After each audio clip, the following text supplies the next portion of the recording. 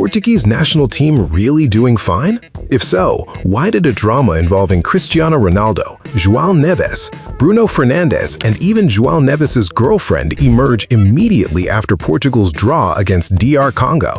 What's even more interesting is that in the middle of all those rumors, Ronaldo suddenly posted a team photo with the short caption, Sempre Unidos. Just 2 words, yet enough to make many people wonder whether Portugal is trying to hide something happening behind the scenes. At first, I thought this was just another controversy that appeared after Portugal failed to win, but the more I followed the story, the more it became clear that the issue was much bigger than the result itself. Criticism directed at Ronaldo, comments from Joao Neves that triggered fan outrage, Bruno Fernandes getting dragged into the situation, and even social media attacks against people close to the players made everything even heater. So, in today's video, I'm going to explain how the chaos began, who was involved, and why Ronaldo's Sempre Unidos post actually made the debate even bigger. Let's get into it. How the chaos began. When I watched Portugal's match against DR Congo, the final result felt surprising. Portugal, a team filled with world-class players, could only manage a 1-1 draw. Ironically, Portugal's goal came from Joao Neves, while Cristiano Ronaldo, who played the full 90 minutes, once again failed to score. As soon as the match ended, the media spotlight immediately turned toward Ronaldo. Many pundits questioned Roberto Martinez's decision to keep Ronaldo on the field for the entire game, despite what they considered a limited contribution. Some British media outlets even began writing that Ronaldo's age was becoming increasingly visible at the highest level of football. Criticism came from every direction, ranging from Thierry Henry to Chris Sutton, both questioning whether Ronaldo still deserves to start for Portugal. What caught my attention, however, wasn't the criticism itself. What stood out was how some Ronaldo fans refused to accept it. Instead, they began searching for other people to blame for Portugal's disappointing result. Within a short period of time, a narrative emerged claiming that Portugal's midfielders were not doing enough to support Ronaldo. Bruno Fernandes was accused of not providing enough passes. Joao Neves was accused of not showing enough respect to Ronaldo.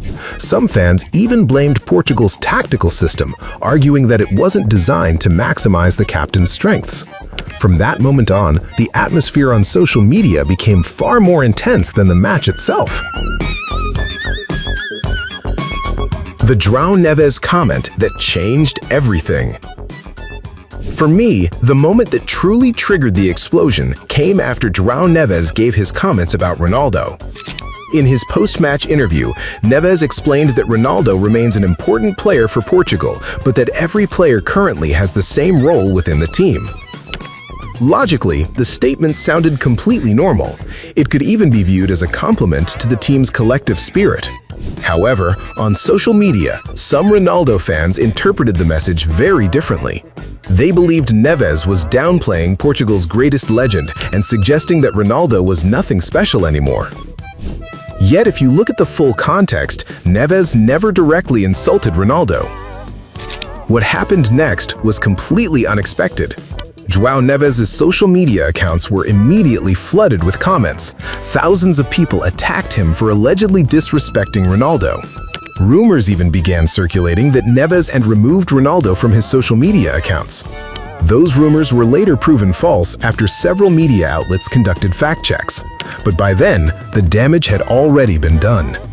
Joao Neves had become the primary target of anger from a portion of Ronaldo's fan base. At that point, it became clear to me that this was no longer about football. It had become an example of how a single sentence could evolve into a full-scale social media war. Bruno Fernandes gets dragged into the drama. Just when I thought the drama would stop with Joao Neves, another name became involved: Bruno Fernandes. Initially, Bruno was simply viewed as one of Portugal's senior players who delivered an average performance against DR Congo. However, the situation changed when he appeared to support Joao Neves amid the criticism directed at the young midfielder. From that point onward, some Ronaldo fans began targeting Bruno as well. They accused him of not helping Ronaldo enough on the field and not showing enough support for the team captain. Reports even emerged that Bruno's social media accounts were flooded with comments demanding that he pass the ball to Ronaldo more often. The rumors intensified further when Ronaldo's sister, Katia Aveiro, was seen liking a post criticizing Bruno. While it may have seemed insignificant, the action quickly became headline news in Portugal. Many media outlets interpreted it as a sign that Ronaldo's family was unhappy with Bruno. This was the moment when theories about divisions inside Portugal's dressing room started gaining momentum. There is no concrete evidence proving that Portugal's dressing room has actually fractured. However, the combination of criticism directed at Ronaldo, support shown toward Joao Neves, and reactions from Ronaldo's family led many people to believe that tensions might be brewing behind the scenes. Fans attack Joao Neves' girlfriend, and the drama becomes toxic. In my opinion, the lowest point of this entire drama came when some Ronaldo fans crossed the boundaries of football. Not only did Joao Neves become a target, but so did his girlfriend, Madalena Aragao. I saw numerous reports showing how Madalena's Instagram account was flooded with comments from people who had absolutely nothing to do with her. Some demanded that Neves show more respect to Ronaldo. Others told her to convince Neves to pass the ball to Ronaldo more often. The situation triggered strong reactions from many people who argued that players' families and partners should never become victims of fanbase wars. Interestingly, the more intense the attacks became, the more support Joao Neves started receiving. Many neutral fans began questioning why Portugal's goal scorer was the one receiving criticism.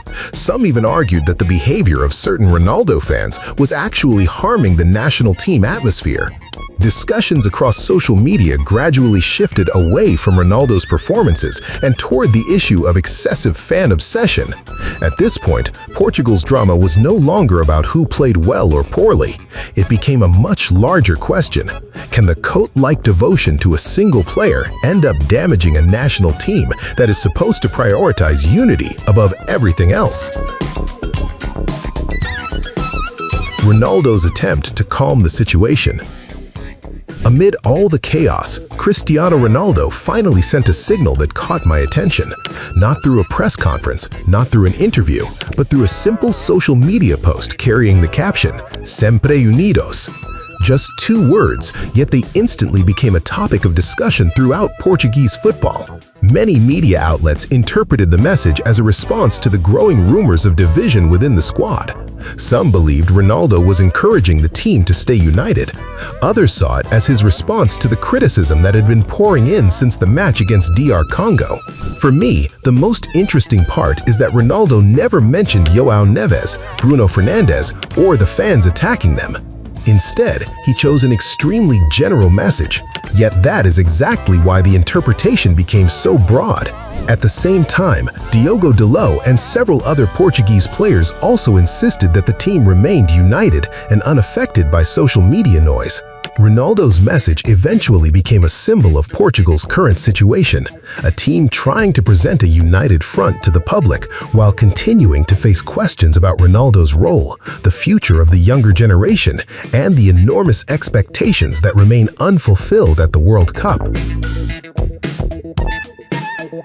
The more I follow this story, the more I feel that Portugal's biggest problem is not DR Congo, Uzbekistan, or any other World Cup opponent. Their biggest challenge may actually be coming from outside the pitch. When every criticism of Ronaldo is treated as a personal attack, when every young player who speaks is accused of disrespecting a legend, and when social media spends more time discussing drama than football, the team's focus can be disrupted at any moment. Perhaps Portugal truly is united, just as Ronaldo wrote in his post. But until they start winning again and produce convincing performances, this drama is unlikely to disappear. Because in the end, all it takes is one disappointing result for the entire debate to resurface once again. So, what do you think? Who is most justified in this drama? Joao Neves, who believes every player should be treated equally within the national team, Bruno Fernandes, who stood by his teammate, or Cristiano Ronaldo, who chose to answer everything with just 2 words, Sempre Unidos. Let us know your thoughts in the comments below. Is Portugal really doing fine, or is there a deeper issue hidden behind the scenes? And don't forget to subscribe to the channel for even more heated football drama.